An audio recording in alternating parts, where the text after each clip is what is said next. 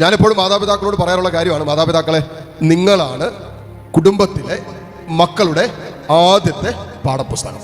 സ്കൂളിലൊക്കെ പോകുമ്പോൾ രണ്ടാമത്തെ പാഠപുസ്തകമാണ്. ആദ്യത്തെ എഴുതി വെച്ചിട്ടില്ലാത്ത പാഠപുസ്തകം എന്ന് പറയുന്നത് ഒരു കുഞ്ഞിന്റെ അപ്പനും അമ്മയാണ്. ആ പാഠപുസ്തകം പഠിപ്പിച്ചുകൊണ്ടിരിക്കുന്ന മുഴുവനും തെറ്റാണെങ്കിലോ? ആ പാഠപുസ്തകത്തിലൂടെ കുഞ്ഞുങ്ങൾക്ക് നൽകിക്കൊണ്ടിരിക്കുന്നത് നിരന്തരം കുഞ്ഞുങ്ങളെ മുറിപ്പെടുത്തുന്നതും വിശ്വാസത്തിൽ നിന്ന് ക്ഷയിപ്പിക്കുന്നതും പാപത്തിന് നിർബന്ധിക്കുന്നതും അശുദ്ധിയിലേക്ക് വലിച്ചെറിക്കുന്നതുമാണെങ്കിലോ? പിന്നെ എങ്ങനെ ഈ കുഞ്ഞുങ്ങളുടെ ചിന്തയെയും ബുദ്ധിയെയും വരും കാലങ്ങളിൽ അവരുടെ വൈകാരികതയും രൂപപ്പെടുത്താൻ പറ്റില്ല. മനഃശാസ്ത്രം പോലും പറയുന്നത് ഒരു കുഞ്ഞിന്റെ അടിസ്ഥാന വളർച്ച സംഭവിക്കുന്നത് ആദ്യത്തെ 7 വയസ്സിലാണ്. അത് കഴിഞ്ഞാൽ വലിയ അടിസ്ഥാന മാറ്റമൊന്നും സംഭവിക്കുന്നില്ല എന്നാണ്.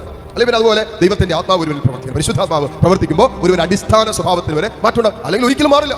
അതുകൊണ്ട് നമ്മുടെ പാഠപുസ്തകത്തിൽ നിർബന്ധമായും എഴുതി ചേർക്കേണ്ടതും നിർബന്ധമായും ഒഴിവാക്കേണ്ടതുമായ ചില വിഷയങ്ങളുണ്ടെന്ന് കുടുംബത്തിലെ മാതാപിതാക്കൾ എപ്പോഴും അറിഞ്ഞിരിക്കും.